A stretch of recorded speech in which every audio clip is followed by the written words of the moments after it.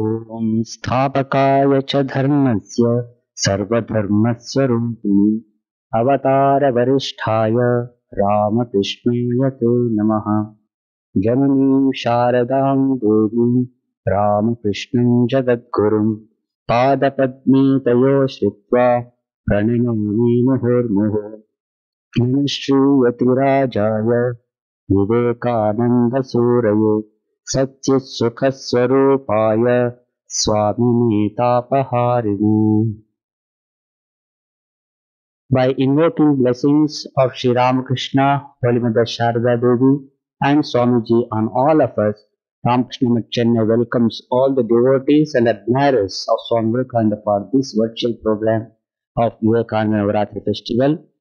Usually it is being celebrated every year with bhajans, discourses and other cultural programs in the premises of Vivekananda Illam, Chennai, commemorating Swami Vivekananda's stay at Vivekananda Illam or Vivekananda House, also known as Ice House, in the year 1897 for 9 nights, that is from February 6th to 14th, after his return from America, leaving a mark of his great personality and the greatness of Mother India through his historical speech at the Parliament of Fusion in Chicago in the year 1893, September 11, and series of lectures and classes at different parts of Europe and America for spending there for 4 years.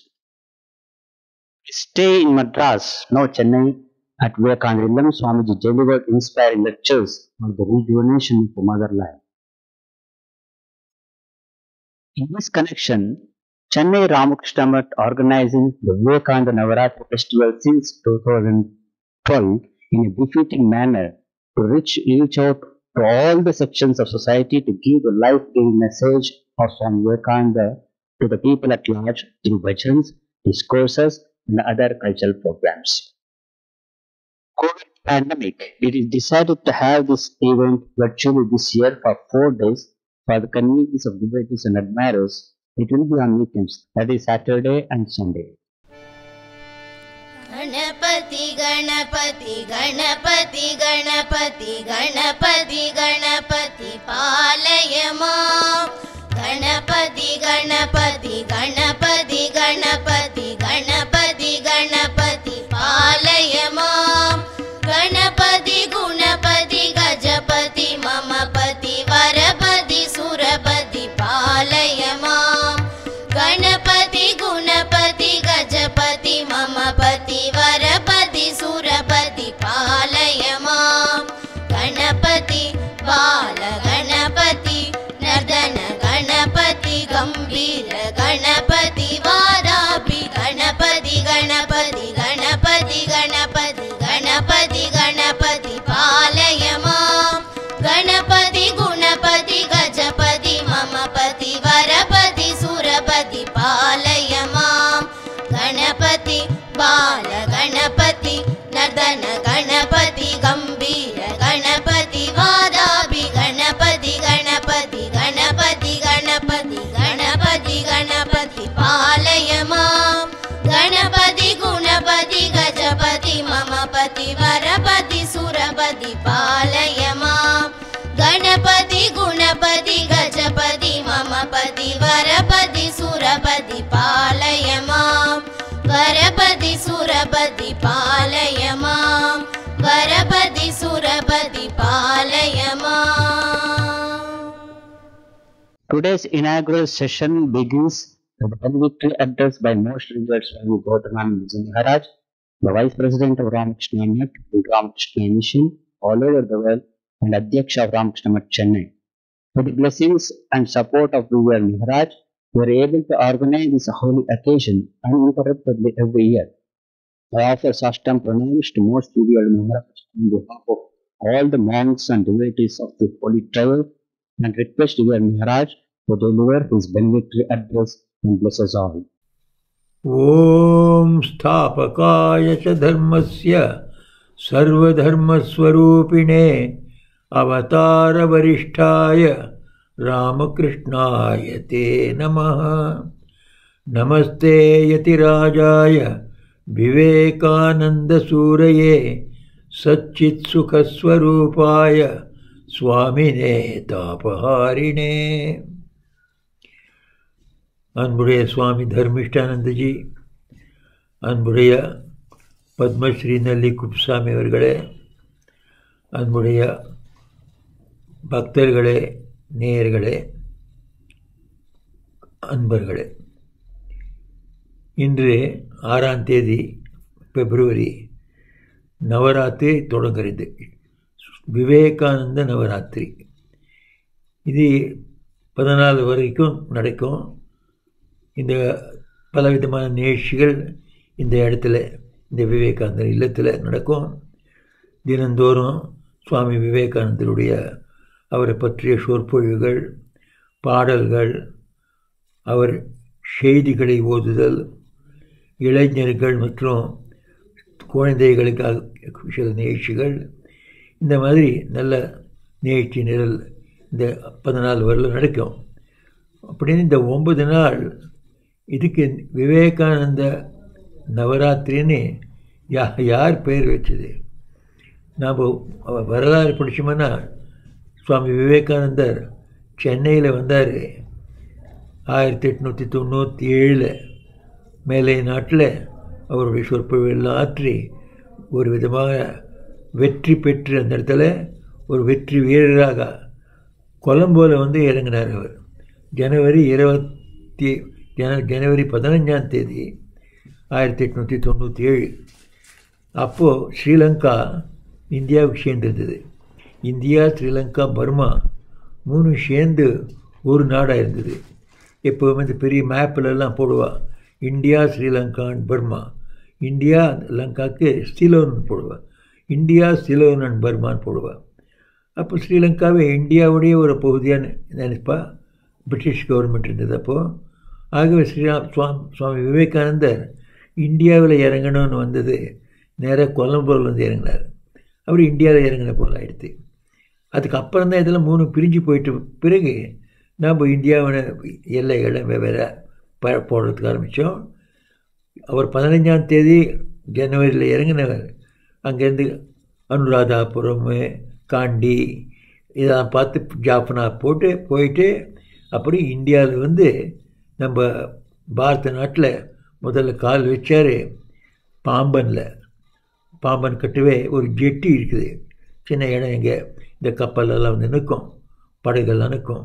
அந்த படகுகள் இருக்கிறதுக்கு இருக்க அந்த ஜெட்டி குந்தக்கல்லுன்னு இப்போ இருக்குது. அந்த குந்தக்கல் அங்கே தான் வந்து அவர் படகு நின்றுது.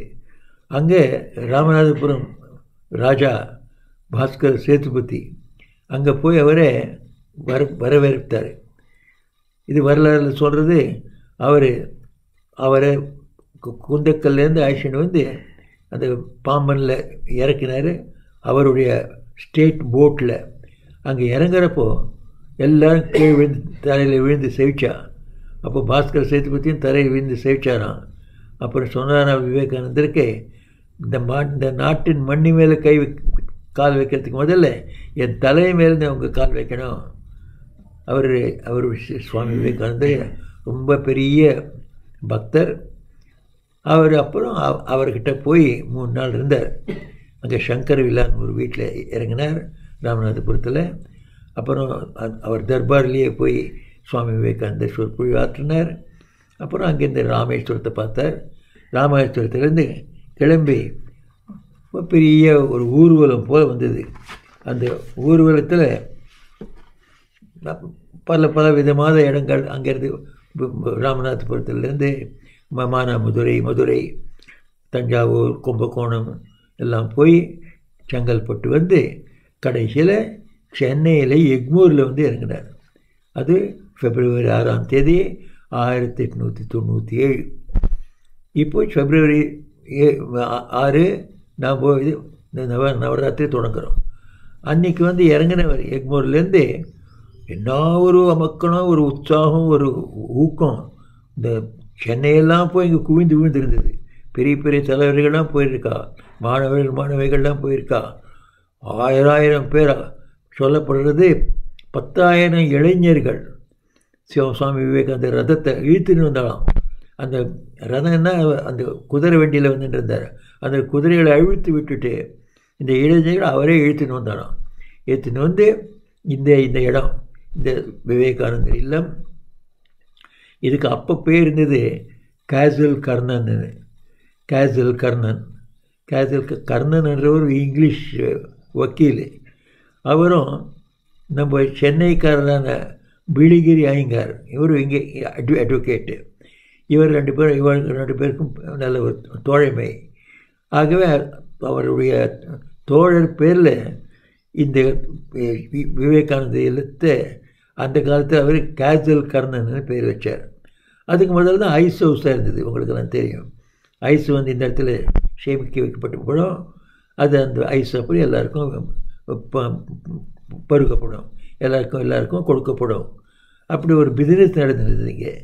இந்த ஐஸ் ஹவுஸ் போய் கேசல் கர்ணன் ஆகி, கேசல் கர்ணன்லேருந்து அப்புறம் விவேகானந்தர் வந்து போன பிறகு அது பல நிகழ்ச்சிகள்லாம் நடந்தது.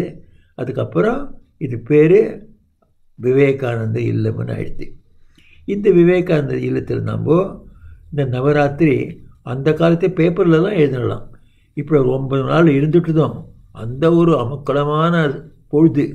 தினந்தோறும் 1000 லட்சம் பேர் வந்து எல்லா இடத்துலையும், தமிழ்நாட்டிலேருந்து எல்லா இடத்துலேருந்தும், பாரத நாட்டிலேருந்து எல்லா இடத்துலேருந்தும் வந்து அவரை பார்க்குறது, அவர் கூட உரையாடுறது, அப்புறம் அவர்கிட்ட கேள்வி கேட்குறது, பெரிய சாஸ்திர சர்ச்சை பண்ணுறது, இதெல்லாம் போய் அது விட்டு சுவாமி விவேகானந்தர் ஏறக்குறைய 6 சொற்பொழிவு கொடுத்தார் இந்த சென்னையில். இந்த 6 சொற்பொழிவுகள் தான் அதுக்கப்புறம் அவர் பாரத நாட்டின் மறுமலர்ச்சிக்காக பெரிய நிறைய சொற்பொழிவுகள் ஆற்றினார். அதுக்கு அந்த புத்தகமே இருக்குது, கொலம்போவிலேருந்து அல்மோரா வரைக்குன்னு. கொலம்போலேருந்து ஆரம்பித்தது ஜனவரி 15 கடைசி சொற்பொழிவு ஏறக்குறைய 1 வருஷத்துக்கு கொடுத்துட்டே போனார் இந்தியா முழுதும். கடைசியில் அல்மோராவில் கடைசி லெக்சர் பண்ணதாக எழுதியிருந்தது. ஆகவே இந்த 1 வருஷம் கொடுத்ததெல்லாம் அந்த சொற்பொழிவுகள்லாம் கொலம்போ டு அல்மோரா, கொலம்போவிலிருந்து அல்மோரா வரைக்கும் அது உள்ள அவர் கொடுத்த சொற்பொழிவுகள்லாம் இருக்குது. அந்த எல்லா சொற்பொழிவுகளும் சாரமானது இங்கே கொடுத்த அந்த 6 சொற்பொழிவுகள் இருக்குது. ரொம்ப அருமையான சொற்பொழிவுகள். ஒரு அந்த 6 முதல் சொற்பொழிவு நம் இந்த மெட்ராஸ்காரெல்லாம் சேர்ந்து அவருக்கு வரவேற்புரை கொடுத்தா.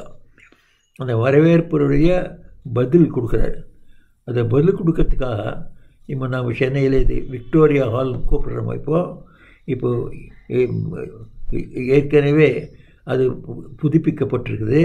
அப்போது ஒரு கொஞ்சம் பழசாக இருக்கும், ஒரு 1000 பேர் உட்காந்துக்க முடியாத இடத்துல. அப்போ அந்த இடத்துல பெரிய வெள்ளைக்காரெல்லாம் வந்து உட்காந்துருக்கா. இந்த சென்னையில் பெரிய பெரிய தலைவர்கள், லாயர்கள், அட்வொகேட்டுகள், சீஃப் ஜஸ்டிஸு எல்லோரும் வந்திருக்கா. அந்த இடத்துல 1000 பேர் உள்ளே இருக்கா, வெளியில் 3000 பேர் இருக்கா பொதுமக்கள். அப்போ இவர் முதல்ல போய் இவர் ஹாலுக்குள்ளே அழைச்சிட்டு போய், அவர் மேலை நாட்டிலேருந்து வந்திருக்காரு, பாரத நாட்டுக்கு அவர் செய்தி கொடுக்கணும். இந்த முதல் செய்தி கொடுக்கறதுக்கு எல்லாரும் ஆவலாக கேட்கறதுக்கு இருக்கா. அவர் ஆரம்பித்து ஒரு சில சொல்கள்லாம் சொல்லியிருக்கார். இது நடுவே வெளியிலேருந்து ஒரே கூச்சி, பப்ளிக் மீட்டிங் பொதுமக்களுக்காக சொற்பொழிவு வேண்டும், பொதுமக்களுக்காக வழியில் வாங்க அப்படின்னு கத்துறா. 3000 பேர் வெளியில் கத்துறா, 1000 பேர் உள்ளே உட்காந்துருக்கா. சுவாமிஜிக்கு தடுக்க முடியல. சுவாமிஜி வீட்டு அங்கே உட்காண்டிருந்தவர், நான் பொதுமக்கள் மகன், அவர்கள் தான் என்னை தேர்ந்தெடுத்து அமெரிக்காவுக்கு அனுப்பிச்சவர்கள். ஆகவே நான் பொதுமக்களிடம் போய் அவரை சந்தித்து தான் ஆகணும். ஆனால் அந்த ஒரு பெரிய மீட்டிங் மேடையிலேருந்து ஏழ்ந்து தானாகவே வந்துட்டார் பொதுமக்களுக்காக. வெளியில் வந்து அந்த மேல் பக்கம் முதல் மாடியிலேருந்து பார்த்தார். 3000 பேருக்கு ரொம்ப சந்தோஷமாயிடுச்சு. அப்போ அவர் பேசணும். அது அந்த இடத்துல எல்லாம் திருப்பியும் வந்து கற்றுன முடியாதுன்னு கீழே இறங்கி போயிட்டார். கீழே இறங்கி போய் ஒரு இடத்துல நின்று அவர்களை சம்போதித்து பேசுகிறதுக்கு முயற்சி செஞ்சார்.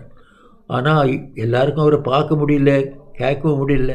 அந்த காலத்தில் லவுட் ஸ்பீக்கர் கிடையாது, மைக்ரோஃபோன் கிடையாது. ஆகவே ரொம்ப அமக்களம் கலவரமாகிடுத்து. அவர் என்ன பண்ணார், அப்போது பக்கத்திலே நின்றுருக்கு ஒரு பெரிய ஒரு லேண்டோ லேண்டோன்னு குதிரை வண்டி, உயர்ந்த குதிரை வண்டி. அது மேலே லேண்டோ மேலே நின்று பகவான் ஸ்ரீகிருஷ்ணர் பகவத்கீதையில் ரதத்திலிருந்து ஸ்ரீ அர்ஜுனனுக்கு பகவத்கீதை சொன்ன ஒரு ஃபேஷனில் அவர் சொன்னார்.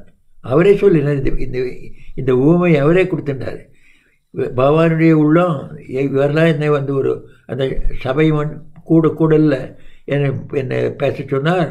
ஆனால் பகவானுடைய உள்ளம் நான் ஸ்ரீகிருஷ்ணர் போல் அந்த கிருஷ்ணர் ஃபேஷனில் பகவத்கீதை ஃபேஷனில் நான் பேசணும்னு, அதனால தான் இந்த குதிரை வண்டி மேலே நின்று பேசுகிறேன். அப்புறம் ஒரு கொஞ்சம் தான் பேச முடிஞ்சுது. அந்த கலவரம், அந்த கூச்சல் கத்தலில் யாருக்கும் ஒன்றும் கேட்க முடியல.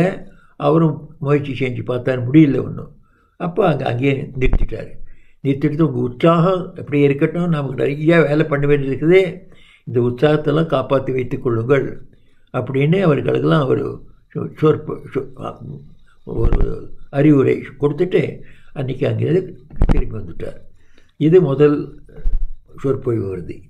அப்போது பிடிச்சி ஆரம்பித்தது 13ஆம் தேதி வரலாம், 14ஆம் தேதி வரலாம், கடைசி வரலாம் வந்தது. இன்னும் ஒரு 5 சொற்பொழிவு.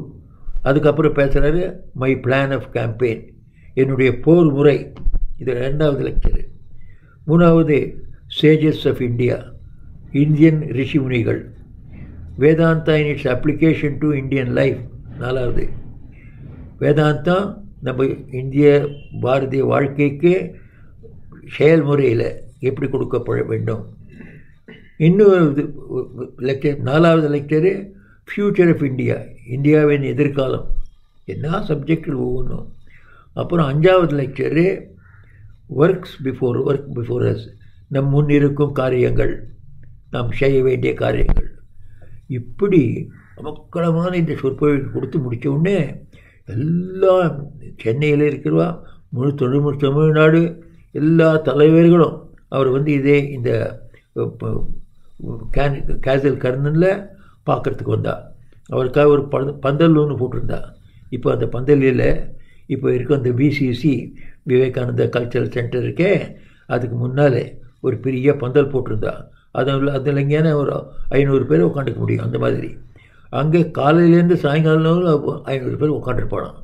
சில பேர் சாஸ்திர சர்ச்சை பண்ணணும், சில பேருக்கு இன்னும் நாட்டை பற்றி கேட்கணும், இன்னும் சில பேருக்கு நீங்கள் அவருடைய நினைவுகளெல்லாம் கேட்கணும் மேலை நாட்டில். இப்படி எல்லோரும் ஒவ்வொன்றுக்காக அவர் காத்துட்டு போனோம். அப்படி ஊரெல்லாம் பரவி போயிடுத்து. சாதாரண மக்களெல்லாம் நம்ம திருஞான சம்பந்தரை மறுபடியும் அவதரித்து வந்திருக்காருன்னு பரவி விட்டா. அதனால் தெரிஞ்சுவா தெரியாதுவா பட்டிக்காடத்தில் இருக்கிறவெல்லாம் வந்து தரையில் விழுந்து, திருஞான சம்பந்தம் இருந்தால் இப்படி கீழே தரையில் விழுந்து சேப்பாளோ, அவர் எங்கே பார்த்தாலும் அவர் மேலே உட்காண்டிருக்காரு இந்த பங்களோவில். அவர் மேலேருந்து பார்த்துட்டு அவள் எங்கே இருக்காலும் இந்த தரையில் அங்கேயே பீச்சில் அப்படியே கீழே விழுந்து சேர்க்கிறாள். அந்த மாதிரி ஒரு நிகழ்ச்சி இந்த இடத்துல நடந்திருக்குது. அவர் அழைச்சிட்டு வரப்போ 17 வரவேற்பு தோரணங்கள் போட்டிருக்கார், தோரண வாசல்கள். 17 விக்டரி ஆர்ச்சஸ் வரவேற்பு தோரண வாசல்கள் 17 போட்டிருக்காச்சு இந்த சென்னையில். அதுக்கப்புறம் அவருக்கு 24 வரவேற்புரை 5 மொழியில், சம்ஸ்கிருதத்தில், கன்னடத்தில், தமிழில், இங்கிலீஷில் அப்படின்னு என்ன ஒரு உற்சாகம் மக்கள். அந்த கடற்கரையிலெல்லாம் விளக்கேற்றி உட்காந்துருக்கலாம். அவர் சாயங்காலம் வருவார், அர்லி மார்னிங் அதிகாலை எல்லாம் விளக்கேற்றி வச்சுருக்கா. எல்லாம் வீட்டு அதுக்குள்ள எல்லோரும் எல்லா மதத்துக்காரனும் இருக்கா, முஸ்லீம்கள் இருக்கா, கிறிஸ்டியன்கள் இருக்கா, இந்துக்கள் இருக்கா, எல்லோரும் வீட்டு முன்னாலேயும் இது எண்ணெய் வழக்கி ஏற்றி வச்சிருக்கா. ஒரு பக்தர் வராரு, சூரஜ் ராவனு. அதுக்கப்புறம் நம்ம மடத்துடைய சன்னியாசி ஆயிட்டார். அவர் சுவாமிஜி பார்க்கணுன்னு வந்துட்டுருக்காரு. அந்த கடற்கரையாக நடந்துட்டு வர்றாரு. எல்லா இடத்துலையும் இந்த தீபாவளி போல் விளக்கேற்றி வச்சுருக்கா. அவருக்கு புரியல என்னன்னு. போய் கேட்டார், என்னப்பா இப்படியெல்லாம் விளக்கேற்றி வச்சுருக்கு, யாருக்காகன்னா? உங்களுக்கு தெரியாதா, ஜெகத்குரு வந்துட்டுருக்காரு, அதுக்காக தான் அவர் வரப்போ இருக்கிறதுக்கு இப்போ இப்படி காலமிலேருந்து அழைச்சிட்ருக்கோனாக்கோ. அவர் வரப்போப்பார் 9:30 மணிக்கு, 7:30 மணிக்கு எக்மூரில் வரப்போப்பார். அது எக்மோரில் இறங்கின உடனே நான் முதல்லையே சொன்ன போல் 10,000 பேர் இளைஞர்கள் அந்த அவர் வண்டி இழுத்துன்னு வந்து இந்த கேசல் கர்னில் நின்றார்கள். அந்த ஒரு நிகழ்ச்சியை திருப்பி மறுபடியும் நம்ம நினைவூட்டுறதுக்காக 1997 February 6 நாம் அதே நிகழ்ச்சியை மறுபடியும் எனாக்ட் பண்ணோம். அதையே திருப்பியும் நடத்தணும். அந்த நாள் நடந்த அந்த நிகழ்ச்சியை மறுபடியும் நடத்தி எக்மோர்லேருந்து 10,000 இளைஞர்கள் அழைச்சிட்டு போய் அங்கேருந்து ஊர்வலத்தில் வந்து அந்த 6 February 1997 இதே கேசல் கர்னல் இதே விவேகானந்த இல்லத்தில் ஒரு பெரிய பப்ளிக் மீட்டிங் ஆச்சு. அதனுடைய எல்லா பெரிய பெரிய தலைவர்கள்லாம் தமிழ்நாடு அரசியல்லேருந்து வெவ்வேறு பார்ட்டியிலேருந்து வெவ்வேறு சமுதாயத்து தலைவர்கள் டெல்லியிலேருந்து சிலவெல்லாம் வந்திருக்கா, டெல்லி ஆட்சியிலேருந்து இப்படி ஒரு பெரிய பொதுக்கூட்டம். அது 10,000 இளைஞர்கள் எதுவும் இருக்கா. அதை பார்த்துட்டுனோம் இந்த தலைவர்களுக்கெல்லாம் ரொம்ப சந்தோஷமாயிடுது. அவர்களுக்கெல்லாம் தெரியும் நாம் இந்த வீட்டை நமக்காக கேட்டிருக்கோம். எதுக்காக? சுவாமி விவேகானந்தர் பேரில் நம்ம இந்திய கலாச்சாரம் பண்பாடை பற்றியும் சுவாமி விவேகானந்தர் வாழ்க்கை வரலாறை பற்றியும் ஒரு கண்காட்சி நாம் பண்ண போகிறோம். அதுக்காக நமக்கு எதை குத்தகை கொடுத்துருக்கோ அப்படின்னு கேட்டிருந்தோம். அது அவர்களுக்கெல்லாம் தெரியும். அது என்ன உற்சாகம் வந்ததோ தெரியாது. அது கடைசி பல ஆண்டுகளாக அந்த அப்ளிகேஷன் அப்படியே இருந்தது. அவர்கள் அந்த மேடையிலேருந்து நம்ம குப்சாமி செட்டியார் இங்கே இருக்கார், அவர் அந்த மீட்டிங்கில் இருந்திருப்பாருன்னு எனக்கு நினைவு. அந்த மீட்டிங்கில் இந்த தலைவர்கள்லாம் சேர்ந்து அவர்களே ஒருத்தர் கலந்து உரையாடல் செஞ்சு கடைசியில் ஒரு தீர்மானம் பண்ணிட்டா இந்த வீட்டை இந்த விவேகானந்தர் ஹவுஸை ராமகிருஷ்ண மடத்துக்கு கொடுத்துடணும். அப்போவே அது அந்த முடிவு எடுத்துட்டா அப்புறம் நம்ம கையில் வந்தது. இப்போ நீங்கள் இங்கே பார்க்குறங்க ரொம்ப அழகான இந்த ஒரு இடம்.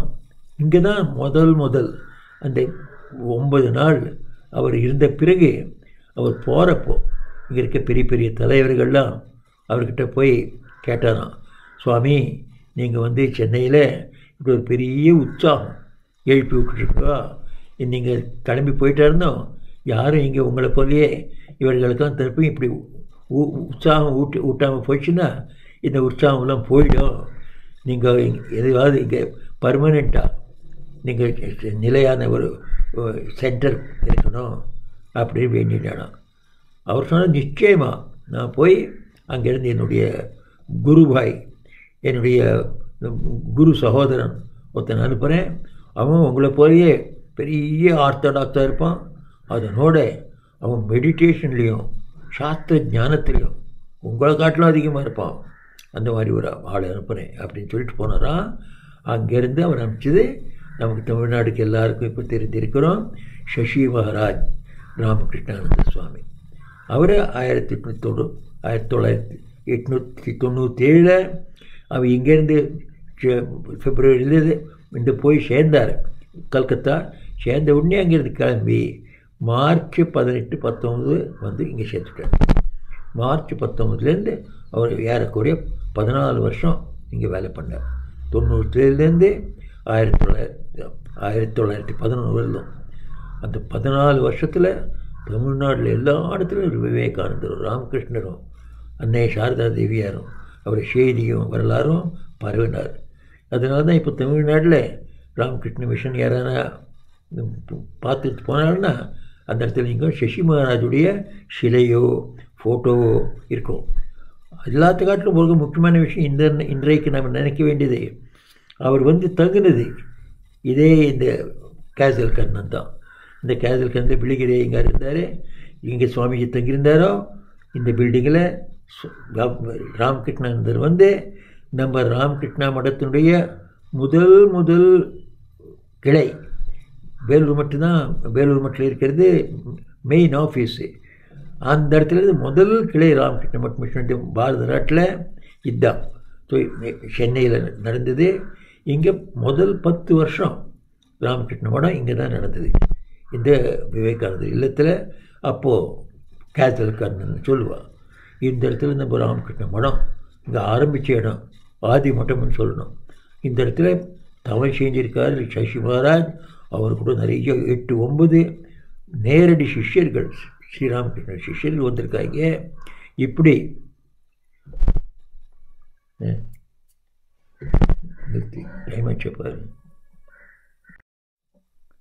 இங்கே அவர் 10 வருஷம் தவம் செஞ்சு பலவிதமான கஷ்டங்கள்.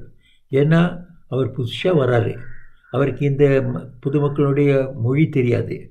பொதுமக்களுக்கும் அவருடைய மொழி தெரியாது. அவர் வங்காளம் பேசுவார், ஹிந்தி பேசுவார், இங்கிலீஷில் பெரிய பண்டிதர், சம்ஸ்கிருதத்தில் பண்டிதர். அப்படி இருந்தோம். இப்போ இவருக்கு கூட நேரடியாக அவருக்கு ஒரு தொடர்பு பண்ண முடியல. அதனால் ரொம்ப கஷ்டப்பட்டு 10 வருஷம் இந்த பில்டிங்கில் இருந்தார். இதுக்கப்புறம் தான் இப்போ நாம் போயிருக்கிற மாதிரி ராமகிருஷ்ண மட் ரோட், அந்த இடத்துல ஒரு சின்ன ஒரு இடம் கிடச்சிது. அந்த இடத்துல போய் ராமகிருஷ்ண மடம் போயிடுது. இது இப்போ நம்ம கையில் இந்த திரும்பி வந்திருக்குது. இங்கே நாம் இந்த கண்காட்சி பட்டிருக்கோம். இந்த கண்காட்சியெல்லாம் நீங்கள் பார்க்கணும். இந்த இடத்த பார்த்தாலும் யார் பார்த்தாலும் சுவாமி விவேகானந்தருடைய வாழ்க்கையில் ரொம்ப முக்கியமான இடங்களில் இது ஒன்று. நம்ம சுவாமிகளே மூத்த சுவாமிகள்லாம் சொல்லுவார், இந்த இடம் எவ்வளோ புனிதம்னா வேலூர் மட்டுக்கு அப்புறமே இது 2வது வேலூர் மட்டம் போல அப்படின்னு சொல்லுவார். அந்த மாதிரி புனிதமான இடத்துல நாம் இந்த நவராத்திரி, விவேகானந்த நவராத்திரியை ஆரம்பித்து பல ஆண்டுகளை நடத்திட்டு வந்திருக்கோம். இந்த வருஷமும் நடத்தி கொண்டிருக்கிறோம். எனக்கு ரொம்ப மகிழ்ச்சி. பத்மஸ்ரீ நலி குப்சாமி அவர்கள் இங்கே வந்திருக்காரு, நம்ம தர்மிஷ்டர் அஞ்சி இருக்கார், மற்றும் சில பேர் நல்ல சொற்பொழிவு ஆற்றுவார்கள் அப்படின்னு நம்புகிறேன். நான் இங்கே ஒரு புனிதமான இடத்துல இருந்து உங்களுக்கு செய்தி கொடுத்துட்ருக்கேன், பேசிகிட்டு இருக்கேன். இது ஜெயராம்பாட்டி, அன்னை சாரதா தேவியனுடைய பிறந்த இடம். இந்த இடத்துல நான் கடைசி 9 மாதமாக இருக்கேன். எப்படி வந்தேன்னு எனக்கு கடைசி மார்ச் மாதத்தில் 1919 20 நான் மார்ச்சில் வந்தவன் இவ்வளோ வரையும் இங்கே உட்காந்துருக்கேன். வந்த உடனே லாக்டவுன் ஆரம்பமாகிடுது. ஸோ இந்த கொரோனா லாக்டவுன் காரணமாக அன்னை பிறந்த இடத்துல நான் இங்கே 9 மாதமாக இருக்கேன். இந்த நல்ல நாளில் என்னையை கூப்பிட்ருக்காரு தர்மிஷ்டானந்த்ஜி, நீங்கள் இதுக்கு வரவேற்புரை பண்ணணும், இந்த பண்டிகையை நீங்கள் தொடக்க வைக்கணும்னு எனக்கு ரொம்ப சந்தோஷமாக இருக்குது. இதை தொடக்க வைப்பதில் எல்லா பகவான் ஸ்ரீராமகிருஷ்ணனுடைய, அன்னை சாரதா தேவியுடைய, சுவாமி விவேகானந்தருடைய ஆசீர்வாதங்கள் உங்கள் எல்லோர் மேலும் பொழியணும், எல்லோருக்கும் எல்லா விதமான நலனும் உண்டாகணும் அப்படின்னு அவர்கள்கிட்ட பிரார்த்தனை செய்த வண்ணம் என் இந்த சொற்பொழிவுக்கு முடிவு செய்கிறேன். ஜெய் ராமகிருஷ்ணா. ஓம் சாந்தி சாந்தி சாந்தி. Okay, Swamiji, please accept our humble pranams once again.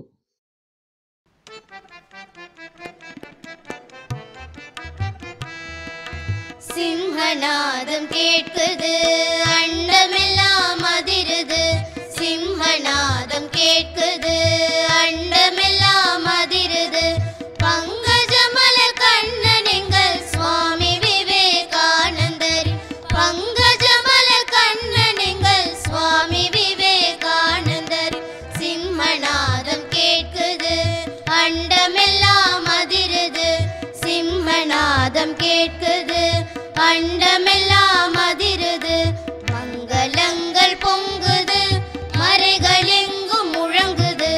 மங்களங்கள் பொங்குது, மறைகள் எங்கும் முழங்குது. மடமையச்சம் நீங்குது, மனிதநேயம் ஓங்குது. மடமையச்சம் நீங்குது, மனிதநேயம் ஓங்குது. சிம்ஹநாதம் கேட்குது, அண்டமெல்லாம் அதிருது. சிம்ஹநாதம்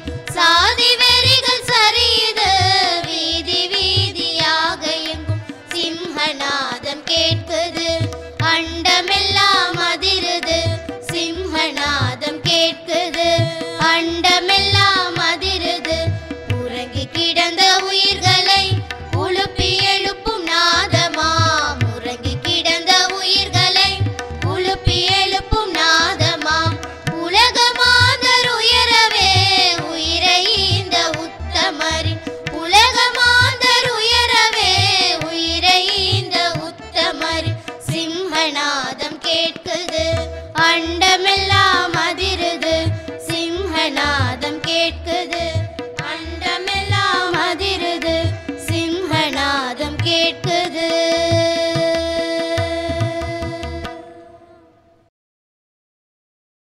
Now I request a well-known philanthropist and industrialist, Padma Shri Dr. Nallikuppa Swami Chettiar.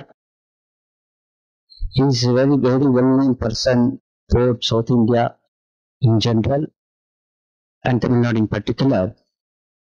He is always constant supporter of Ramakrishna Mutt, Chennai, for all our activities. I request Nallikuppa Swami Chettiar to address our viewers. வணக்கத்திற்குரிய சுவாமிஜி கௌதமானந்தஜி மகாராஜ் அவர்களை வணங்கி சில வார்த்தைகள் சொல்ல விரும்புகின்றேன். இன்று 2021 பிப்ரவரி 6ஆம் தேதி விவேகானந்த நவராத்திரி துவங்குகிறது. ஸ்ரீ ராமகிருஷ்ணா மிஷன் நடத்தும் நிறுவனங்களுடன் எனது மாணவ பருவத்திலிருந்தே தொடர்பு இன்றும் தொடர்கிறது. சமூக ஆன்மீக விஷயங்களில் லயிப்பும் தொடர்ந்த தேடல் உணர்வும் இருப்பதினால் மடத்தின் கைங்கரியங்களில் இயல்பாக ஒன்றி போய்விடுகிறேன். நமது சென்னை நகரம் பாக்கியம் பெற்று என்று சொல்லலாம். வள்ளலார் சுவாமிகளும் மகாகவி பாரதியாரும் வாழ்ந்த நகரம், சுவாமி விவேகானந்தரும் மகாத்மா காந்தியும் வருகை புரிந்த நகரம். சென்னையிலிருந்து சிகாகோவில் நடைபெற்ற சர்வமத மகாநாட்டிற்கு சென்ற சுவாமி விவேகானந்தர் அவர்கள் தமிழ்நாட்டிற்கு திரும்பினார். அப்போது சென்னையில் 9 நாட்கள் தங்கியிருந்தார். அந்த நாட்கள் சென்னை நகரமே அருளாசி பெற்ற நாட்கள். அதைத்தான் நாம் இப்போது விவேகானந்தர் நவராத்திரி என்று கொண்டாடுகின்றோம். அந்த நாட்களில் சுவாமி விவேகானந்தரை சந்தித்த சென்னை பிரமுகர்கள் பாக்கியசாலிகள். பிற்காலத்தில் அவர்கள் சமய ஆன்மீக தொண்டு செய்வதற்கு விவேகானந்தரின் வார்த்தைகள் தூண்டுகோலாக அமைந்தன. அப்படிப்பட்ட சிலரை பற்றிய குறிப்புகள் நம்மிடம் இருக்கின்றன. அவற்றையும் நாம் இந்த நேரத்தில் நினைத்து பார்த்தாக வேண்டும். ஒரு ஃபேமிலி பற்றி எனக்கு தெரியும், அதனால நான் அதை பற்றி சொல்லணும்னு நினைக்கிறேன். டாக்டர் நஞ்சன் ராவ் விவேகானந்தர் வந்தபோது சென்னையில் பிராடிஸ் ரோடில் அவருடைய வீடு இருந்தது. ரொம்ப நாள் அந்த விவேகானந்தர் வந்தபோது அந்த இல்லம் எப்படி இருந்தோ அதை மாற்றாமல் அப்படியே வச்சுருந்தார். அவர் தான் அப்போ இருந்த கவர்னருக்கு எல்லாம் வந்து ஃபேமிலி டாக்டராக இருந்தார், பெரிய செல்வாக்குடையவர். அப்போ வந்து ராமகிருஷ்ணா மடம் கட்டலை. ராமகிருஷ்ணா மடம் பின்னாடி தான் கட்டப்பட்டது. அதனால் மிகப்பெரிய ஒரு விசேஷம் கர்ணன் கேசல் என்ற இந்த கட்டடம், அதாவது இப்போது விவேகானந்தர் இல்லம் சொல்கிற இந்த இடத்துக்கு ஒரு பெரிய மகத்துவம் என்னென்னா, விவேகானந்தர் திருப்பாதங்கள் பட்ட இடம் இந்த இடம். இது அதுக்கப்புறம் சில வருஷங்கள் கழித்து தான் ராமகிருஷ்ணா மடம் கட்டப்பட்டது. அப்போ வந்து இவர் வந்து ஒரு மரியாதை நிமித்தமாக பார்க்கறதுக்காக டாக்டர் நஞ்சன் ராவ் வீட்டுக்கு போயிருந்தபோது ஹாலில் வந்து உட்காந்துருக்கார். உள்ளே இருந்து ஒரு 2 நிமிஷம் ஆச்சு டாக்டர் நஞ்சன் ராவ் வரத்துக்கு. வந்தபோது அங்கே ஒரு படம் ஒன்று இருந்தது ஹாலில். அதை காமிச்சு நஞ்சன் ராவ்கிட்ட கேட்டார், இது யாருடைய படம்னு தெரியுமான்ட்டு. எனக்கு தெரியாது, என்னுடைய நண்பர் கொடுத்தார், நான் இங்கே வச்சுருக்கேன் அப்படின்னார். அவர் தான் என்னுடைய குருநாதர் ராமகிருஷ்ண பரமஹம்சர்னு சொன்னார்.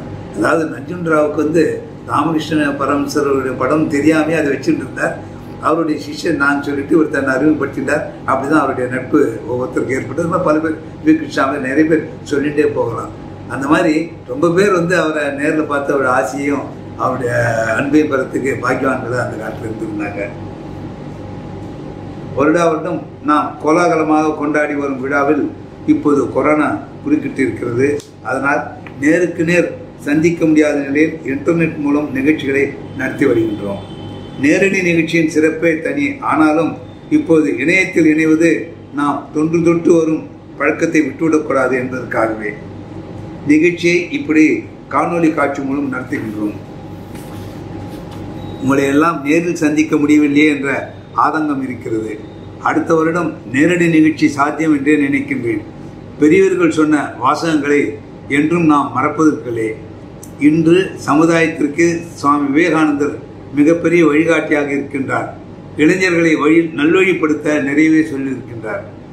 அந்த காலத்தில் விவேகானந்தரின் அறிவுரைகளை உள்ளங்கையில் வைத்துக் கொள்ளக்கூடிய சிறு புத்தகங்களாக வெளியிட்டார்கள். அதற்கு விவேகானந்தரின் வீரமுரசு என்று தலைப்பு கொடுத்தார்கள். ஏனென்றால் இன்றும் நாம் சுவாமி விவேகானந்தரை ஒரு வீரத்துறையாக பார்க்கின்றோம். இந்த நேரத்தில் அவரது வீரமும் விவேகமும் கலந்த சில வாசகங்களை நினைத்து பார்த்து மனத்தில் பதித்துக் கொள்ளலாம். வளரும் சமுதாயம் முன்னேற வேண்டும் என்றால் அதற்கு கல்வி அவசியம். நமது அரசாங்கமும் அவ்வப்போது கல்வித்துறைக்கு கூடுதல் நிதி ஒதுக்கி சீர்திருத்தங்கள் அறிமுகப்படுத்தி வருகிறது. இவற்றையெல்லாம் நாம் செய்வதற்கு முன்பே விவேகானந்தர் என்ன சொன்னார் என்று பார்ப்போம். கல்வி, பயிற்சி இவை அனைத்தின் லட்சியமும் மனிதனை உருவாக்குவதாகவே அமைய வேண்டும். கல்வி வெறும் மேற்பூச்சாக அமையக்கூடாது என்று விவேகானந்தர் அன்று சொன்னதை இன்று நாம் நினைவுபடுத்திக் கொள்வது அவசியமாகிறது. கல்வி மனத்தின் ஆழமாக பதிய வேண்டும் என்றால் நாம் என்ன செய்ய வேண்டும் என்பதை பற்றி சுவாமி விவேகானந்தர் என்ன சொல்கின்றார். குழந்தை பருவத்திலிருந்தே மனிதர்களின் மனத்தில் நல்ல ஆக்கப்பூர்வமான உறுதியான உதவுகின்ற எண்ணங்களே தோன்ற வேண்டும். இப்படிப்பட்ட உறுதியான எண்ணங்களுக்கே மனத்தில் இடம் கொடுங்கள். பொதுவாகவே பெரியவர்கள் வழிகாட்டுதலின்படி இளைஞர்கள் நடந்து கொள்ள வேண்டும். அதனால்தான் திருவள்ளுவரும் பெரியோரை துணைக்கோடல் என்ற அதிகாரத்தை எழுதினார். குரு சிஷ்யன் என்ற முறை நமது தத்துவ ஞானத்தில் சொல்லப்பட்டிருக்கிறது. விவேகானந்தரும் இதை நமக்கு புரியும்படியாக சொல்கின்றார். எல்லா அறிவும் நம்முள் இருக்கிறது என்பது உண்மையே. அறிவும் திறமையும் நமக்குள் இருந்தாலும் அதை வெளியே கொண்டு வர வேண்டும். அப்படி ஒரு அறிவை வெளிப்படுத்த மற்றொரு அறிவால் தான் முடியும். நம்முள் இருப்பதை நமக்கே உணர்த்த குருநாதர் நம்முடன் இருக்க வேண்டும். அவர்கள் இல்லாமல் எந்த ஞானமும் சாத்தியமில்லை. இவையெல்லாம் விவேகானந்தருடைய வாக்கு. பெரியவர்கள் சிறியவர்களுக்கு அறிவுரை சொல்கின்றார்கள். உலகெங்கிலும் இதுதான் பழக்கம். சுவாமி விவேகானந்தரும் இப்படி ஒரு அறிவுரை தருகின்றார். திருடாதே, பொய் சொல்லாதே என்று அறிவுறுத்தப்படாத குழந்தை உலகின் எந்த நாட்டிலும் இருக்க முடியாது. ஆனால் அப்படி செய்யாமல் இருப்பது எப்படி என்பதை அவர்களுக்கு யாரும் சொல்லிக் கொடுப்பதில்லை. வெறும் வாய்ப்பேச்சினால் அவனுக்கு பயன் இல்லை. மனத்தை அடக்கி ஆள கற்றுக் கொடுக்கும் போது உண்மையாகவே அவனுக்கு நாம் உதவுகின்றோம். இந்த தலைமுறை குழந்தைகளுக்கு விஞ்ஞான அறிவு அதிகமாக இருக்கிறது. இவர்களுக்கு இப்போது கூடுதலாக தேவைப்படுவது தன்னம்பிக்கை. தேசத்தின் சில வினோத போக்குகள் இவர்களை திசை திருப்பிவிடக்கூடாது என்றால் இவர்கள் சுவாமி விவேகானந்தரை பின்பற்ற வேண்டும். சுவாமி விவேகானந்தர் தன் இளம் பருவத்தில் சுய சிந்தனையோடு வளர்ந்தார். விவேகானந்தர் கேள்விகள் கேட்டு ஞானத்தை வளர்த்து கொள்ளுங்கள் என்கின்றார். ஞானம் தருபவை பதில்கள் அல்ல, கேள்விகளே என்று சுவாமி விவேகானந்தர் வெகு காலத்துக்கு முன்பே சொல்லியிருக்கின்றார். என் போக்கில் நான் எதுவும் சிந்திக்கக்கூடாதா? கேள்விகள் கேட்கக்கூடாதா? நீங்கள் சொல்வதை அப்படியே கேட்டு ஏற்றுக்கொள்ள வேண்டுமா என்றெல்லாம் வயதில் பெரியவர்களை பார்த்து கேட்டார். அது ஒரு ஞான தேடல். இப்போது ஞான தேடலுடன் நீதி போதனையும் தேவைப்படுகிறது. அந்த வகையிலும் நமக்கு உதவிக்கு வருகின்றார் சுவாமி விவேகானந்தர். நெஞ்சில் ஈரம் உள்ளவனுக்கு நல்ல வாழ்க்கையும் முன்னேற்றமும் சாத்தியம். அறிவு மிகுந்த ஆனால் நெஞ்சில் ஈரமே இல்லாதவனின் வாழ்வு வறண்டு போகிறது. அவன் அழுகின்றான். உதவுவது ஒரு பேறு என்ற எண்ணம் எப்போதும் இருந்தால் நன்மை செய்வதற்கான ஆசை தூண்டுகோல் சக்தியாக இருக்கும். ஒன்றை பற்றி சரியான முடிவுக்கு வர வேண்டுமானால் நாம் உணர்ச்சி வசப்படக்கூடாது. உணர்ச்சிகள் மட்டுமே உலகை ஆள்வதில்லை. அவற்றிற்கு பின்னாலும் ஏதோ ஒன்று உள்ளது. நாடுகளின் வளர்ச்சியில் பொருளாதார காரணங்கள், சுற்றுச்சூழ்நிலைகள் என்று பல காரணங்கள் பங்கு வகிக்கின்றன. தோல்வி வரும்போதெல்லாம் அதனை ஆராய்ந்து பார்த்தால் நமது வழிமுறைகளில் கவனம் செலுத்தவில்லை என்பது தெரிய வரும். பாதையை முற்றுப்பெற செய்வதிலும் பலப்படுத்துவதிலும் ஒழுங்காக கவனம் செலுத்துவதே நாம் செய்ய வேண்டியது. பாதை சரியாக இருந்தால் பயன் வந்து சேரும். ஒரு லட்சியத்திற்காக மட்டுமே வாழுங்கள். வேறு எதற்கும் இடமில்லாத அளவிற்கு அந்த லட்சியம் அனைத்திலும் உயர்ந்ததாக இருக்கட்டும், அனைத்திலும் உறுதிமிக்கதாக இருக்கட்டும். வேறு எதற்கும் மனத்தில் இடம் தர வேண்டாம். இதுதான் முதற்படி, மாபெரும் படி. அதாவது லட்சியத்தில் தீவிர நாட்டம் ஏற்பட்டுவிட்டால் மற்றவை எளிதில் வந்துவிடும் என்று சுவாமி விவேகானந்தர் சொல்லியிருக்கின்றார். நாம் யாரையும் வெறுக்கக்கூடாது. இந்த உலகம் தொடர்ந்து நன்மை மற்றும் தீமைகளின் கலப்பாகவே இருக்கும். பலவீனர்களிடம் இரக்கம் கொள்வதும் தவறு செய்பவர்களிடம் கூட அன்பு செலுத்துவதும் நமது கடமை. இந்த உலகம் ஒரு பரந்த நன்னெறி கூடம். அதில் மேலும் மேலும் ஆன்மீக வலிமையானவர்களாக நாம் அனைவரும் பயிற்சி பெற வேண்டும் என்ற விவேகானந்தர் வாசகத்தை என் உரையின் நிறைவு கருத்தாக சொல்ல விரும்புகின்றேன். வழக்கம் போல் நமது மடத்தின் நிகழ்ச்சிகள் சிறப்பாக நடைபெற்று வருகின்றன. அதற்கு ஸ்ரீ குருமராஜின் அருளாசி உண்டு. உங்கள் எல்லோருக்கும் மீண்டும் ஒரு முறை என் நமஸ்காரத்தை தெரிவித்துக் கொள்கின்றேன். நன்றி, வணக்கம். Thank you very much, sir. ஞான தீபமே தியான ரூபனே விவேகானந்தனே சரணம் சரணமே. ஞான தீபமே தியான ரூபனே விவேகானந்தனே சரணம் சரணமே. ஞானம் புகழ்ந்திடும் தேவதேவனே நாளும் பாடுவோம் முந்த நாமமே. ஞான தீபமே தியான ரூபனே விவேகானந்தனே சரணம் சரணமே. சப்த ரிஷிகளில் ஒருவராய் வந்தார், சாது சங்கத்தை தரணிக்கு தந்தார். பரமஹம்சராம் ராமகிருஷ்ணரின் பாதம் போற்றிய ஞான தேசிகன். ஞான தீபமே தியான ரூபனே விவேகானந்தனே சரணம் சரணமே. ஜீவ சேவையே சிவ சேவை என்று வாழ்ந்து காட்டிய வீர துறவியாம் தியாகசீலனே ஆனந்தவாரியே. உன் வாழ்வும் வாக்குமே வேதமானதே. ஞான தீபமே தியான ரூபனே விவேகானந்தனே சரணம் சரணமே.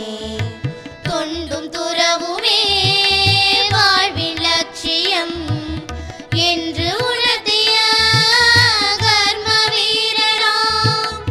இந்து தர்மத்தை உலகில் உயர்த்திட்ட தெய்வமே உன்னை வாழ்த்தி வணங்குவோம்.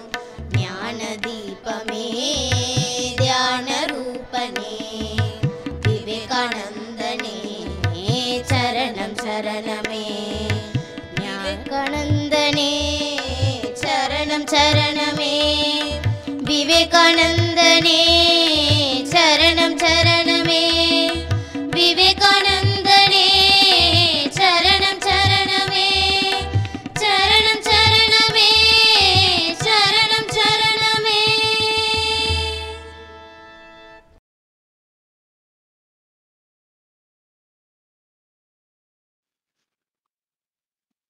ॐ नमः Shri यतिराजाय विवेकानन्दसूरये सच्चित्सुखस्वरूपाय स्वामिने तापहारिणे. Namaste and good evening to all. On this occasion of Vivekananda Navaratri, commemorating Swami Vivekananda's stay at this historic building from 6th February 1897 to 15th February 1897. And on this occasion, we will look back a brief history of this building, which at present is known as Vivekananda Illam, and we shall also see its association with Swami Vivekananda. And first we shall see the history of this building. This building, which is now known as Vivekananda Illam, is located on Kamarajar Salai, which runs alongside the Marina Beach in Triplicane in Chennai. This building was built in 1842 by Frederick Tudor, who was the founder of the Tudor Ice Company. This building was initially a tower-like structure. The main purpose of this building was to store the ice, which was imported from the United States at that time. By 1880s, this ice business of the Tudor Ice Company came to an end because of the latest methods of production of ice through thermal and mechanical means.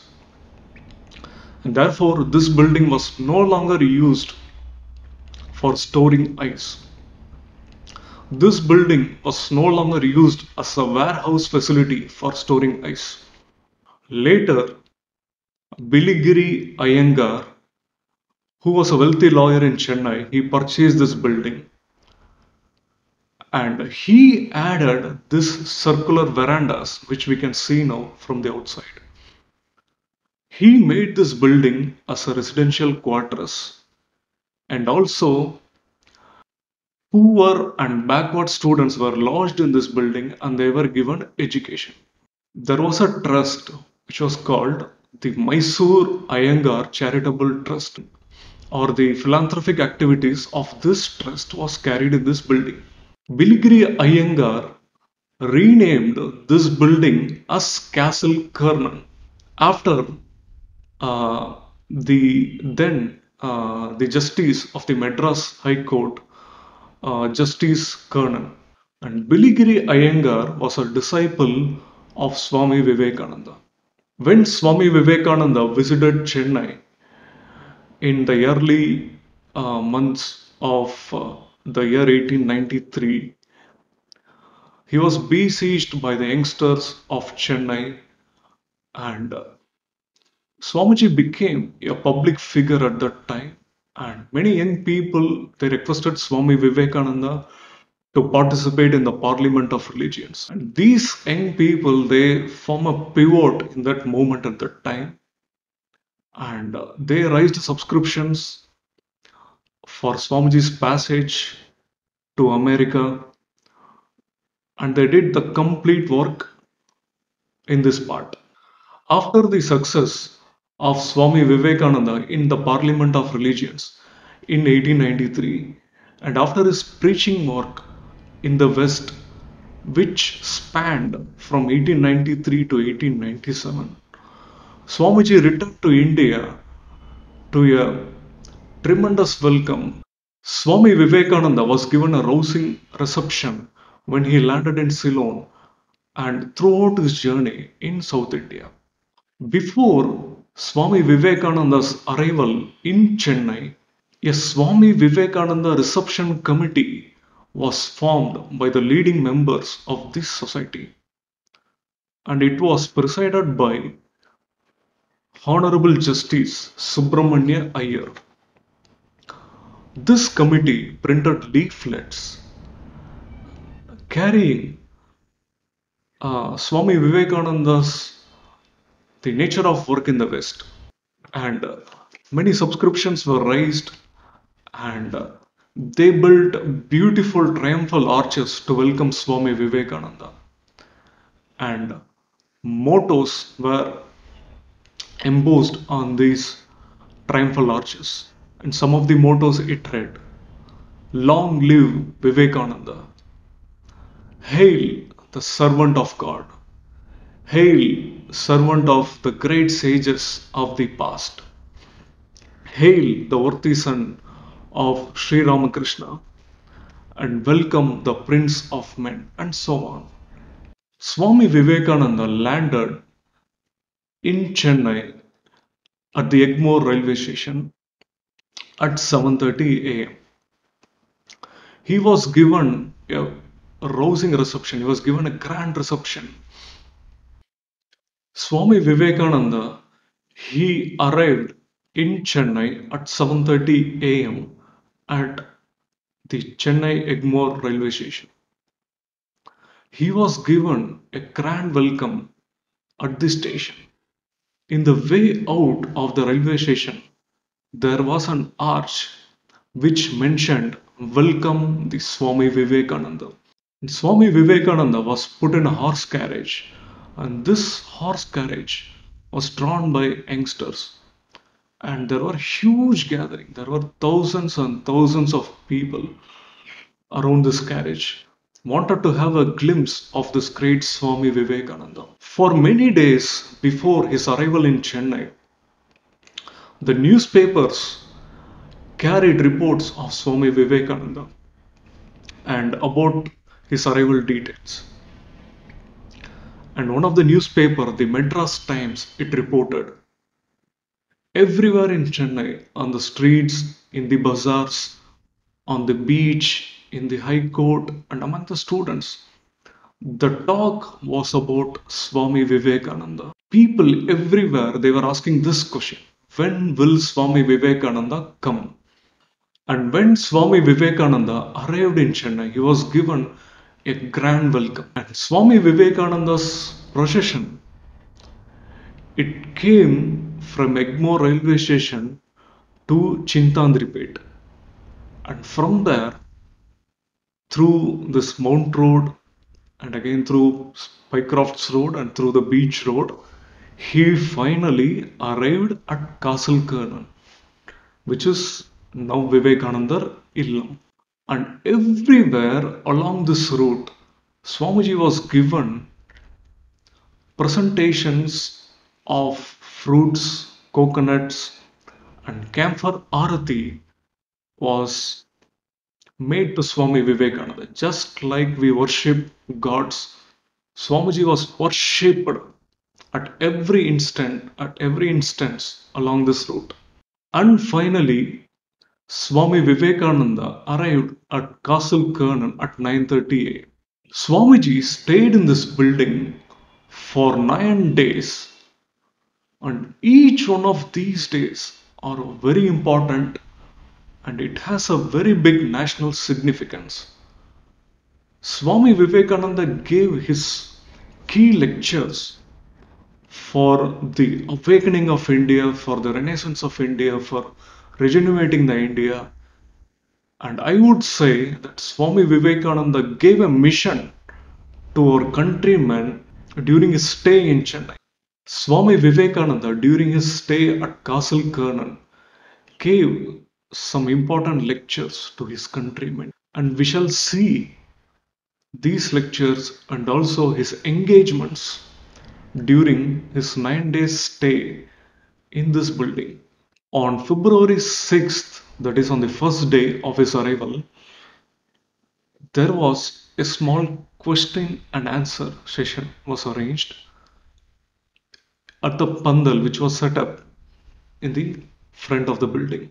On day 2, Swami Vivekananda was given a formal reception by the prominent citizens and the people of Chennai at Victoria Hall. The hall was packed to its full capacity, and there were people in thousands outside the hall. They were shouting for an open air meeting, and Swami Vivekananda was very much moved by their pleas, and he said to the members of the reception committee that I am the man of the people and I'm going to address an open air meeting.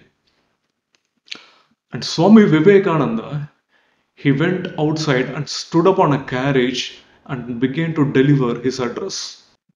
And Swami Vivekananda, interestingly, he mentions that he is addressing the people in the Gita fashion, similar to Sri Krishna standing on a chariot and delivering the grand message of the Bhagavad Gita to Arjuna. On day 3, that is on February 8th, Swami Vivekananda had conversations with scholars and from some Shaivites who came from Tirupattur. On day 4, that is on February 9th, Swami Vivekananda gave an address at the Triplicane Literary Society in the morning.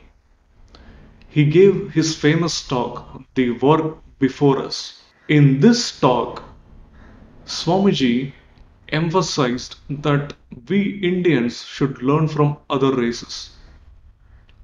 And the cause of the downfall of the Indian race was that we stopped learning from other races. And Swami Vivekananda gave this famous call during this talk. He said, "Up, India, conquer the world with spirituality." And Swami Vivekananda, during this address, he mentioned that he wanted heroic souls to preach the grand message of Vedanta to the West. And Swamiji finished his lecture by this famous quote, that is, "All power is within you. You can do anything and everything." And he said, "Stand up and express the divinity within you." On the same day, in the evening, Swamiji delivered his another famous lecture, "My Plan of Campaign." And during this talk, Swamiji criticized some of the theosophists and Christian missionaries who obstructed his progress in every possible way during his preaching work in the West. And Swamiji criticized some of the modern reformers for their approach to remedy the evils of the society. Swamiji said that what the modern reformers are attempting to do is a reform only in bits and pieces. But Swamiji wanted a complete reform, a root and branch reform. And Swamiji said that the modern reformers, their method is one of destruction, and whereas his method is one of construction. And Swamiji said again that he doesn't believe in reform but in growth. Swamiji then mentioned the great reformers of the past: Sri Shankara, Sri Ramanuja, Guru Nanak, Kabir, Dadu, and he was very much inspired by the reformers of the past. And he mentioned that these reformers, they never condemned the society. They said, "So far you have been doing good. Now you have to do in a better way." And Swami Vivekananda said, before populating this land with socialistic and political ideas, we must spread the spiritual ideas first. Swamiji ended this talk by giving the ideal of practical patriotism. And he said, the first thing to become a patriot is to feel from the heart. And the second thing is to find out practical solutions to the problems. And finally, Swamiji said, you need a strong will which can surmount mountain high obstructions. On day 5, that is on February 10th, Swamiji met the members of the so-called the Social Reform Association Blacktown in Chennai, and he spoke a few words on that occasion. And on day 6, that is on February 11th, Swamiji, he went to the house of Dr. Subramanya Iyer in Les Church Road in Chennai and had a conversation with him. And in the evening, Swamiji delivered his famous talk, The Sages of India. In this talk, Swamiji elaborated the contributions of the great sages of the past. He spoke about Sri Rama and Krishna. He spoke about the Buddha, the Ramanuja, Shankara, Guru Nanak, Chaitanya Mahaprabhu, and finally about Sri Ramakrishna. He pointed out that Sri Ramakrishna is the fulfillment of all the sages of the past. He elaborated on the wonderful harmony which Sri Ramakrishna embodied in his life and in his teachings. On day 7, that is on February 12th, Swami Vivekananda had a meeting with the public in the morning. In the afternoon, he visited the Hindu Theological High School in Madras and watched a Sanskrit drama. In the evening, on the same day, Swami Vivekananda presided over a meeting of the Madras Chennapuri Annadana Samajam and he spoke a few words on charity. On day 8, that is on February 13th, Swamiji delivered another important address titled Vedanta and its application to Indian life. Swamiji in this lecture pointed out that the word Hindu is not the correct designation. The right word is the Vedantist or Vaidikas. And he mentioned that the message that is conveyed in the Upanishads are not at all contradictory, but they are all ideas which gradually leading from one to the other. Swamiji in this lecture he pointed out the message of oneness and strength in the Upanishads, and he gave this popular quote which is cited very often. He said, first of all, our young men must be strong. You will be nearer to heaven through football than through the study of the Gita. Swami Vivekananda wanted Upanishads to be taught to all. He said, if, for example, a fisherman understands himself as the spirit, he will become a better fisherman. And again, for example, if the student understands himself as the spirit, he will become a better student. On day 9, that is on February 14th, that is the previous day of his departure, Swamiji gave another important lecture titled The Future of India at Harmston Circus Pavilion in Madras.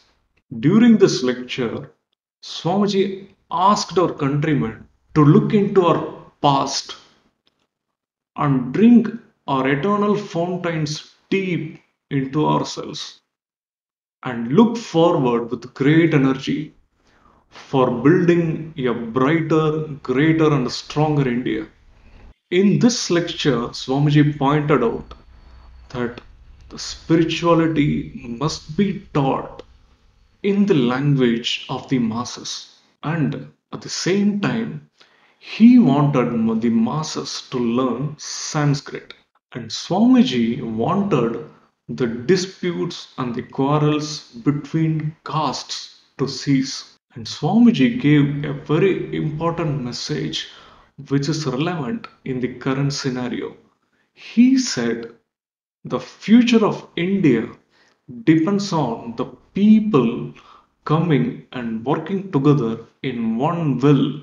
On February 15th, Swami Vivekananda boarded the steamship Mombasa to Calcutta, and there came an end to this glorious 9 days stay in Chennai. Before his departure, Swamiji promised his devotees that he will send his brother disciple to continue his work in Madras. Swami Vivekananda then sent Swami Ramakrishnananda to Chennai, who was affectionately known as Shashi Maharaj.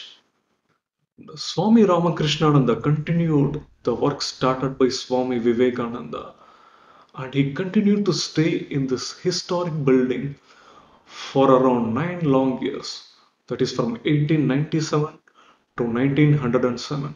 And during these days, the Ramakrishna movement spread throughout the entire South India. Many direct disciples of Sri Ramakrishna stayed in this building during their visit to Chennai. And Sister Nivedita too stayed here in this building during her visit to Chennai.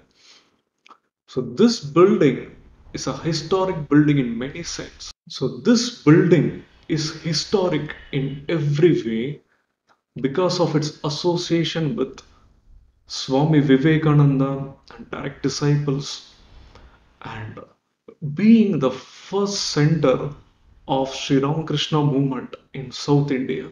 And during his stay in this building, Swamiji gave these grand lectures to our countrymen. And the spirit of Swami Vivekananda is still very much palpable in every wall, in every brick of this building. One who assimilates this spirit will do great wonders for our country. And it is very important to remember and to remind ourselves of Swami Vivekananda's great contribution to our country and raising our countrymen in the eyes of the world. Thank you. Namaste.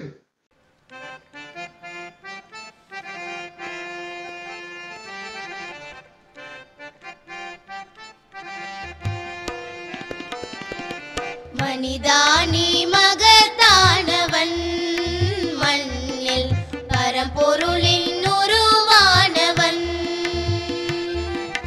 மனிதானி மகத்தானவன் மண்ணில் பரம்பொருளின் உருவானவன்.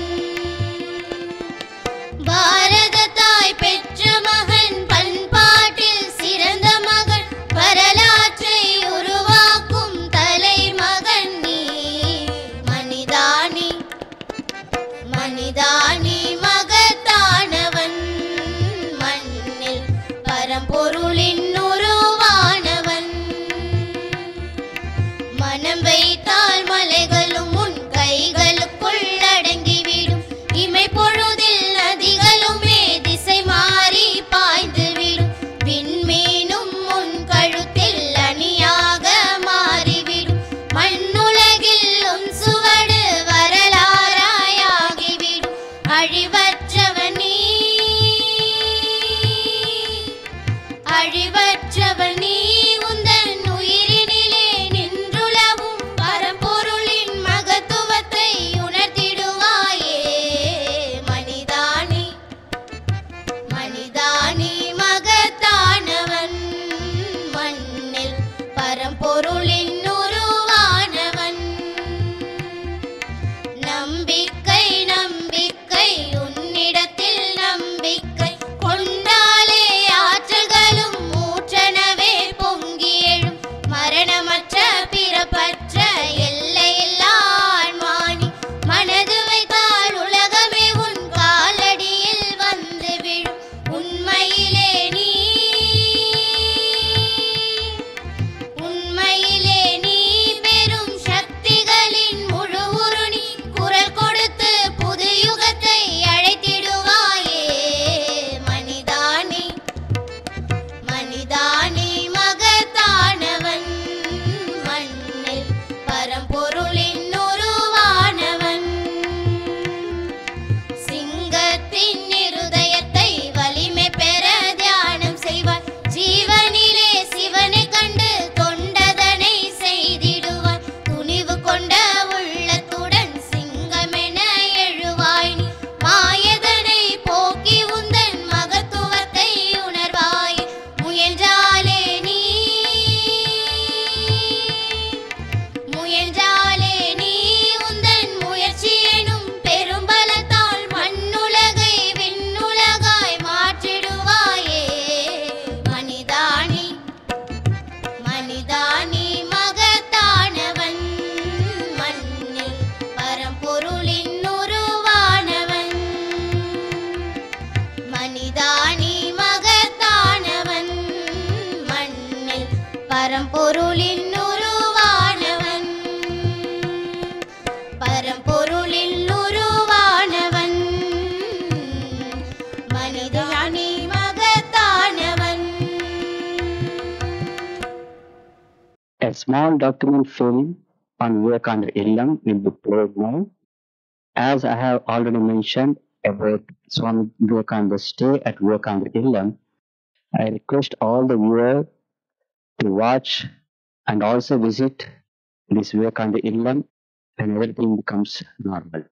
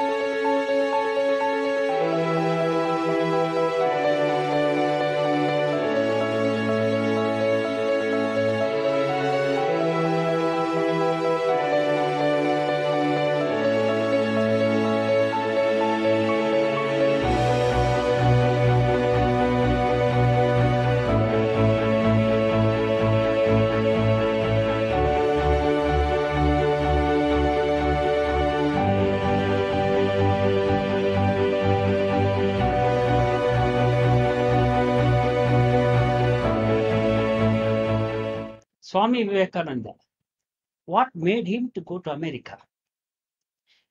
Before going to America, he traveled whole length and breadth of our India and studied the condition of our motherland and see the condition of poor people. The Swamiji had thought, if you do service to the motherland, I should serve to poor people.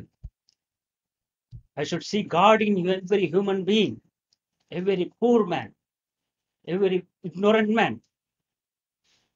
And all the way he traveled and finally reached Kanyakumari, the last tip of motherland. After reaching Kanyakumari, he swam across the ocean and finally reached Big Rock, last tip of India, and sat there for 3 days and meditated upon Mother India and wept 3 days. He wept for poor people. Service to humanity, service to God. He decided, if I want to uplift my motherland, I should go to America and raise the fund for the upliftment of poor people, my people. That is the foundation for Swami Vivekananda going to America.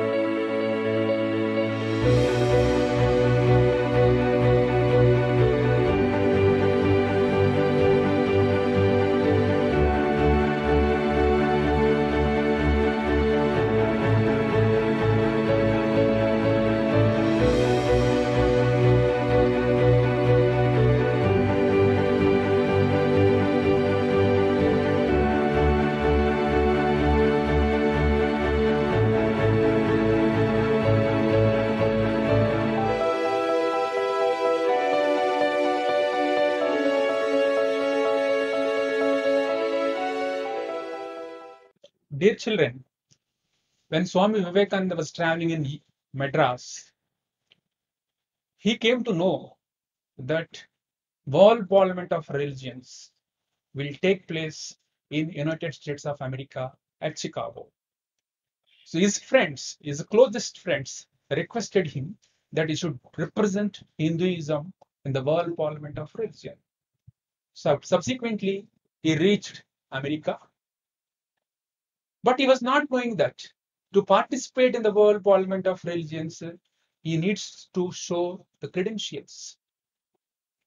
But somebody suggested him that the John Henry Wright, the professor of Harvard University, is the right person to help him out.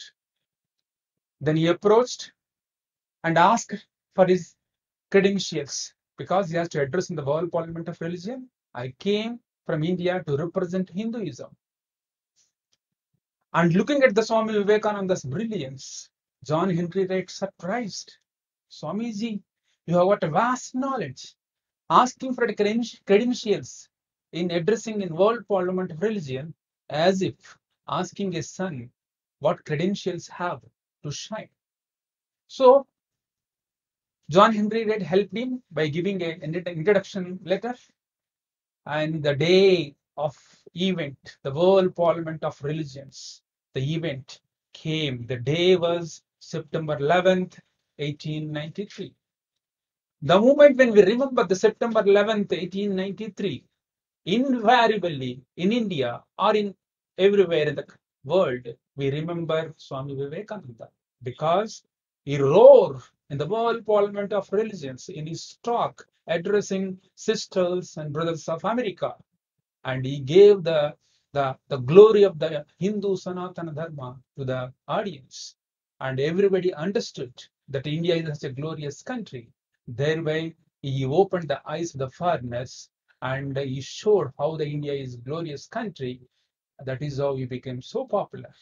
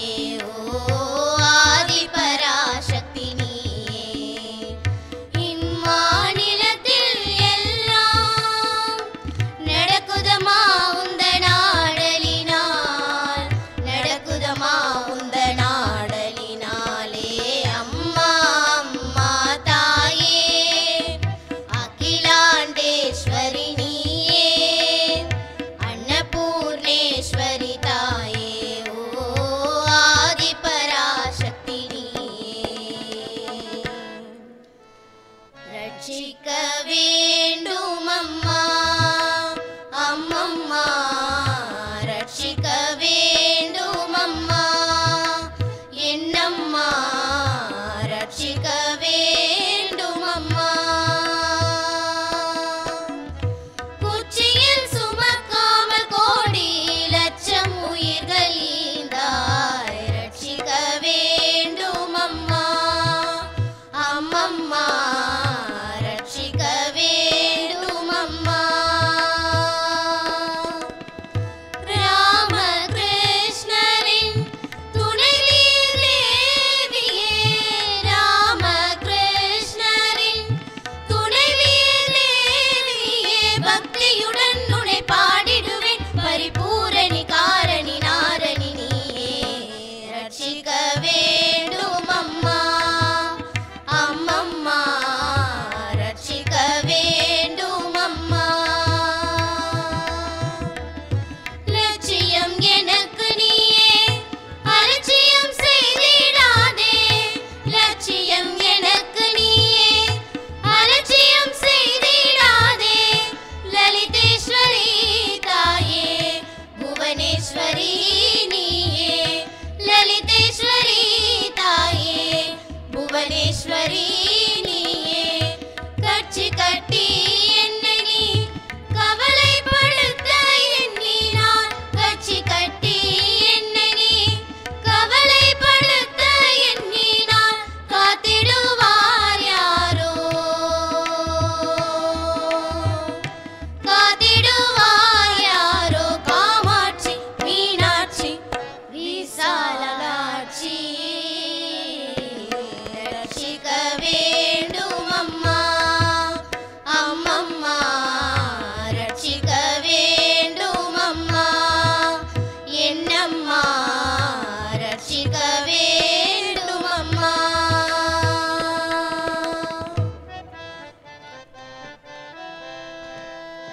அம்மா அம்மா தாயே அகிலாண்டேஸ்வரி நீயே அன்னபூர்ணேஸ்வரி தாயே ஓ ஆதிபராசக்தி நீயே அம்மா அம்மா தாயே அகிலாண்டேஸ்வரி நீயே அன்னபூர்ணேஸ்வரி தாயே ஓ ஆதிபராசக்தி நீயே ஆதிபராசக்தி நீயே ஓ ஆதிபராசக்தி நீயே And then vote of thanks by Swami Dharmishtanandaji Maharaj, Manager, Ramkrishna Math, Chennai. ॐ स्थापकाय च धर्मस्य सर्वधर्मस्वरूपिणे अवतारवरिष्ठाय रामकृष्णाय ते नमः जननीं शारदां देवीं रामकृष्णं जगद्गुरुं पादपद्मे तयो श्रुत्वा प्रणमामि मुहुर्मुहुः नमः श्रेयतिराजाय विवेकानन्दसूरये सच्चित्सुखस्वरूपाय स्वामिने तापहारिणे. அனைவருக்கும் வணக்கம். நமது பூஜைக்குரிய சுவாமி கௌதமானந்தஜி மகாராஜ் அவர்கள் வழக்கமாக இந்த விவேகானந்த நவராத்திரி நாட்களில் விவேகானந்த இல்லத்துக்கு வந்து அந்த 9 நாள் நீண்ட 9 நாள் நிகழ்ச்சியை துவக்கி வைத்து ஆசி புரிவார்கள். இந்த முறை இந்த கொரோனா நோயின் காரணமாக மகாராஜ் அவர்கள் நேரடியாக வர இயலவில்லை. இருந்தாலும் அன்னை சாரதை தேவி பிறந்த அந்த ஜெயராம்பாடி புண்ணிய தலத்திலிருந்து இதை துவக்கி வைத்து நமக்கு அருளாசி வழங்கி இந்த நிகழ்ச்சிக்கு ஒரு உயிரோட்டம் கொடுத்ததுக்கு மகாராஜுக்கு முதலில் நம்முடைய சாஷ்டாங்க நமஸ்காரங்களை தெரிவித்துக் கொள்கிறோம். மகாராஜ் அவர்கள் 1997 அதாவது விவேகானந்தர் 1897 தனது மேலை நாட்டு பயணத்தை முடித்துக்கொண்டு கொழும்பு வந்து பிறகு ராமேஸ்வரம் வந்து குந்தக்கல் வந்து பல இடங்களில் சுற்றுப்பயணம் செய்து கொண்டு கடைசியாக விவேகானந்த இல்லத்துக்கு பிப்ரவரி 6ஆம் நாள் வந்து சேர்ந்தார். அந்த 100 வருடங்கள் கழித்து அதே நாளில் தமிழகம் முழுக்க மிகப்பெரிய ரத யாத்திரைக்கு ஏற்பாடு செய்து பின்பு அது எக்மோர் ஸ்டேஷனுக்கு வரும்போது அங்கிருந்து எப்படி 100 வருடங்களுக்கு முன்னால் சாமிஜியை குதிரை வண்டியில் சாமிஜி ஏற்றி வைத்து அந்த குதிரையை அவித்து விட்டு அந்த இளைஞர்கள் 10,000 இளைஞர்கள் எக்மோரிலிருந்து விவேகானந்த இல்லம் வரை பல தோரணங்களை கடந்து உற்சாக வரவேற்போட இல்லம் வந்து சேர்ந்து அங்கே தங்கினாரோ அதே போல் ஒரு 100 வருடம் கழித்து அந்த நிகழ்ச்சிக்கு ஏற்பாடு செய்து அதை தலைமை தாங்கி நமது தவத்தூர் சாமிஜி அவர்கள் அதை சிறப்பாக செய்து கொடுத்தது என்ற நேரத்தில் நாம் நினைவு கொள்ள வேண்டும். அப்படிப்பட்ட ஒரு உற்சாகம் இளைஞர் மத்தியில் எப்போதும் இருக்க வேண்டும் என்பது தான் அதனுடைய நோக்கமாக இருந்தது. இந்த வருடம் இதை நம்ம இப்படி கொண்டாடினாலும் இனி அடுத்த வருடம் ஒரு சிறப்பு என்னவென்றால், இதே சாமிஜி இல்லத்துக்கு வந்தது மற்றும் தென்னகத்தில் ராமகிருஷ்ண மடம் அமைத்ததின் 125ஆம் ஆண்டு நிகழ்வு இருக்கிறது.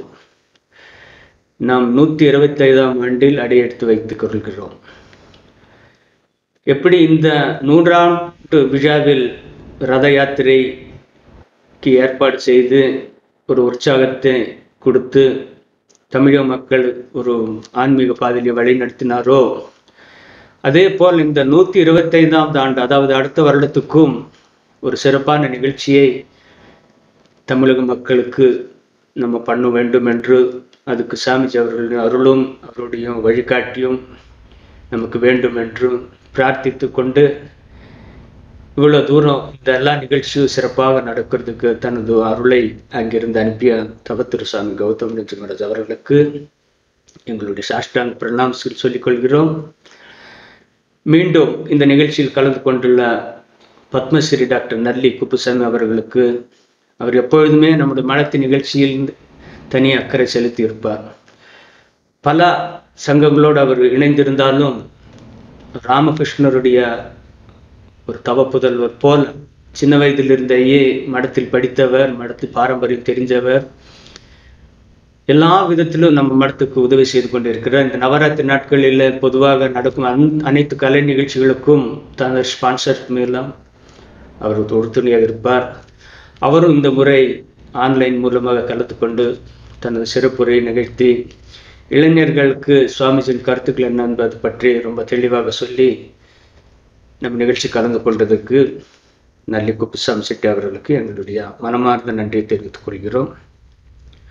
மற்றும் அறிமுகரை நடத்த ஈஷ பிரேமானந்தஜி, மற்ற நிகழ்ச்சிகளை இன்னொரு நிகழ்ச்சியை கொடுத்த சுவாமி சுராசித்தானந்தஜி, மற்றும் கலை நிகழ்ச்சிகள், பஜனை நிகழ்ச்சிகள், அருமையான பஜனை நிகழ்ச்சியை நடித்து கொடுத்த நமது ராமகிருஷ்ண மிஷன் மின்ட் ஸ்கூல் மாணவர் குழு மற்றும் பக்தர்கள், மற்றும் இந்த ஆன்லைன் நிகழ்ச்சிக்காக அயராடு உழைத்த நமது சென்னை மடத்தின் டெக்னிக்கல் டீம், டிவோட்டீஸ், வாலண்டியர்ஸ், எல்லா நல்லுள்ளங்களுக்கும் விவேகானந்தரின் கருத்துக்களை எதிர்நோக்கி ஒரு புதிய பாரதத்தை உருவாக்க முயற்சிக்கும் அனைத்து நல்லுள்ளங்களுக்கும் எங்களுடைய நன்றியை இந்த நேரத்தில் தெரிவித்துக் கொள்கிறோம்.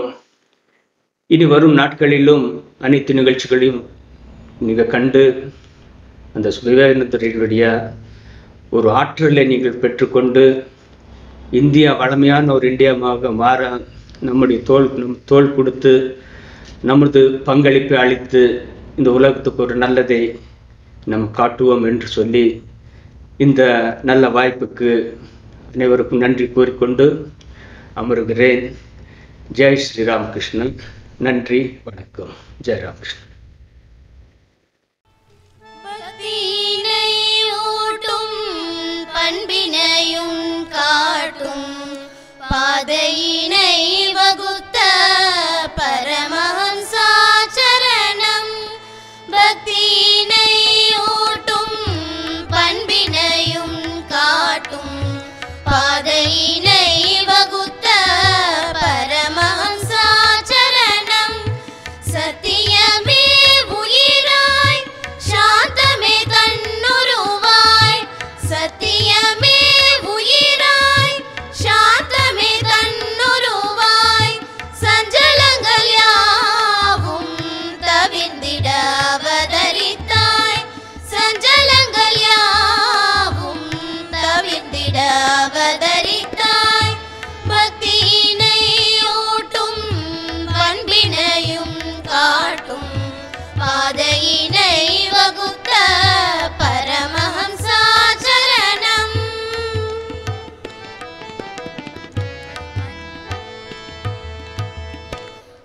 அன்னை பராசக்தி அன்பருமாயுலகின் ஆருயிர்க்கெல்லாம் முற்ற நண்பருமாயிருந்தே. அன்னை பராசக்தி அன்பருமாயுலகின் ஆருயிர்க்கெல்லாம்